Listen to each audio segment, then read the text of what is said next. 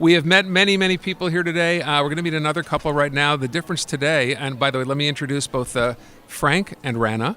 And your case, Rana, was interesting because this is about twins.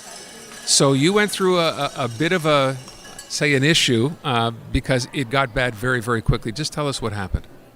So my water ruptured at 23 weeks, and I was transferred directly to the Montreal, to here to the Glen when I gave birth here at 24 weeks. I stayed a week in the hospital here, and then I gave birth to my twins at 24 weeks exactly, which is viability week is 24 weeks, so I was on the cusp. So what happened? What did they tell you? They just told me that basically because they're twins, they had more chances of being premature, and because one of them was hanging super low, so her sac broke, so her water broke for her. So, Dad, you're here. You're going through this now. Kind of crazy enough that you're having twins. I'm sure that's exciting. And then you find out, of course, this is happening. Your wife is rushed to the children's. What was going through your mind? It's actually funny. We were at Costco. It was just a regular routine Costco trip where we were about to pick muffins, and her water broke. She screamed out loud. We went to the nearest hospital. And then from there, they said, we're not equipped to deal with the situation. Straight away to the children's and to the Glen. It's something that you don't expect to start fatherhood in that way. You know, you have that fairy tale, we're going to go to 40 weeks. And for this to happen, it's something like, why us? Why? And I guess, too, when someone says to you, just because your water broke, and obviously sometimes that will happen, and, it can't always necessarily be expected. You're thinking, okay, so my water broke, but it's okay. But obviously you were very early in your pregnancy, so that was the concern. Were you that worried that this was going to be a matter of losing your babies at that point? Yes, because when we got here, we had a conversation with the NICU team here, and they were very honest with us. And sometimes their honesty was a bit, it was hard for me to hear. But they were honest in the fact that they told us the twins might not make it. Chances are they won't make it because of how early it is in my pregnancy, and chances are if they do make it, then they'll have like physical handicaps or mental handicaps, which we don't know. And so it was a very, very real to be scared about them not making it. So to pick up from that, you come here, you're told all this, and now obviously reason for concern, even worse. They had to be intubated. What happened? What was the sort of process? As soon as I gave birth, they just took them away. I gave birth to Emma naturally, so she was the first one to come out. The membranes broke for her.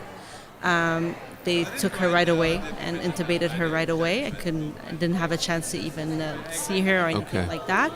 And for Sofia, it was an emergency C-section, so they immediately put me to sleep and they took her out and immediately intubated her as well.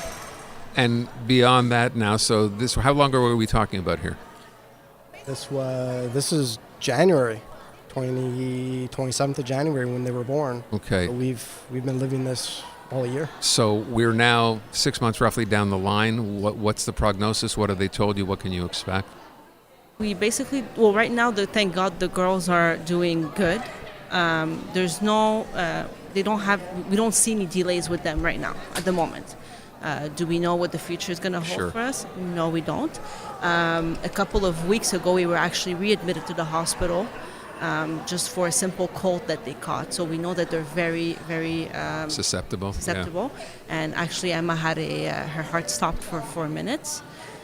So she had a cardiac arrest, and we were in the hospital for 4 weeks. So it's the only thing that we know at this point is that they're very susceptible. We don't know anything else. With respect to now, so again, this is all fairly recent. With respect to what happens every time you come back, I mean, obviously you're seeing people every time you come back here. What's that been like? Are you getting the support you thought you would get? Because that's what we hear from everybody else, right? Once you're here, this kind of becomes like a family, right? They look after you. Is that what you're seeing and that you've been getting? It really is. It's incredible. It's honestly incredible how the doctors here, the nurses here, the social workers, everybody has been behind us. It's a family. Basically, right now, the Montreal children is our second family. Dad, I'm again to have to go through this hard enough, but now at least even with, you're not in a situation where you know it's going to happen, right? You don't. You're sort of living through this as it happens. But everybody we've talked to today has basically said the same thing as you. It's incredible the support you are getting here. It's impressive to know that our daughters are well taken care of, but myself and my wife as well. We've had nurses and doctors not only checking in on our daughters, but checking in on us as well. How are we doing? How do we feel today? Have you eaten? Could we get you guys anything? Just to hear that, it enforces that it's a large family and we're all in this together and with one goal, making sure everybody stays healthy and survives. We're all in this together.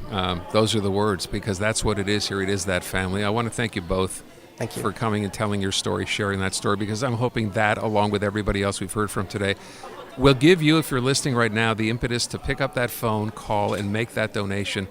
It is 514-939-KIDS or 514-939-5437.